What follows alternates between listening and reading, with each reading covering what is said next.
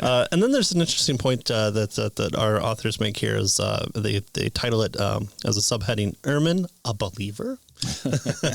So without God, Ehrman has nothing in which to ground the morality that undergirds the premise of his arguments. We kind of covered that a little bit.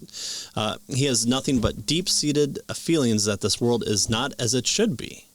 Well, not as it should be. That's how it is. Ehrman says all that we have is what we have, and so you kind of got to make do with what it is. Help people. I don't know why, but help people. Yeah. Okay. Yeah. Well, the Bible says that all humans, God's image bearers, were all representations of God here on earth. That's part of the whole Genesis and the kind of the temple of Eden and the command to go out into the world and expand the garden. That's part of our priestly duties that Adam as our federal head failed to do, but that we're ultimately going to do.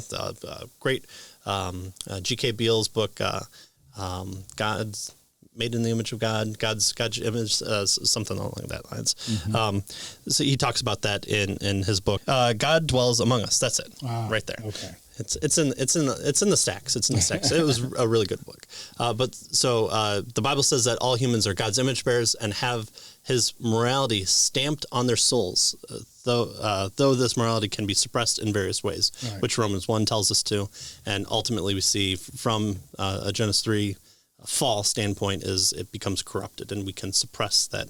And so when we hate other people, when we do violence against that person, we're doing it ultimately against the image of God. Right, exactly. So Ehrman is no longer believes the Bible, but he's still a believer. Right. How is that? Well, in as much as he believes the Bible's standard for morality. That's where his source comes from, the basis of it, right? He can't escape the Bible's morality because it's written on his heart by the same one who stands behind the Bible that he now rejects. Right. Yeah. Something's wrong. And something stinks in the state of Denmark. Well, hold on. Yeah.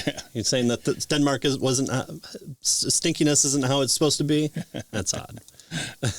So despite these intuitions that point to something greater, Ehrman ultimately says that if God of the Bible did exist, he would be responsible for the evil in the world.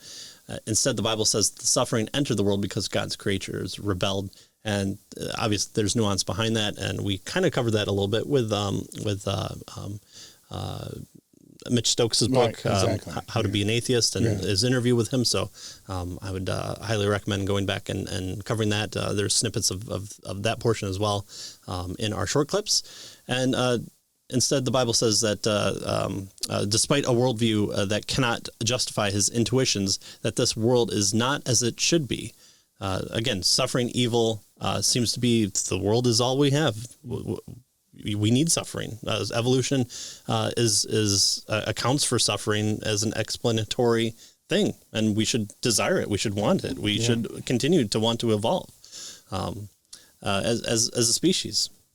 And so, Ehrman's intuition points to the Christian expectation that one day God will make things as they should be. So there should be a way that this world should identify itself. It should be structured. There's a way that the world should be. Is what should and ought. Yeah, is what he brings us to. Nancy Pearcey tells us those are our alarm bell words.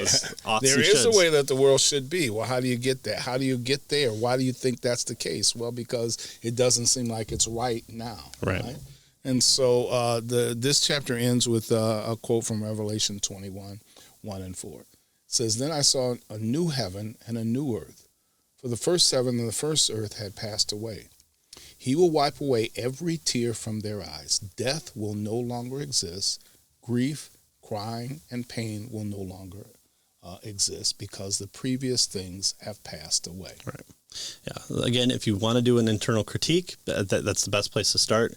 You're surpassing the presuppositions. You're entering into the other person's worldview to determine whether or not that the internal arguments that the worldview uses is a standard which can be held because it's held without contradiction. And so we offer these things as the Christian message, and also for outsiders to enter into that internal world and to assume our presuppositions and then critique it within itself. Yeah, good. So, well said.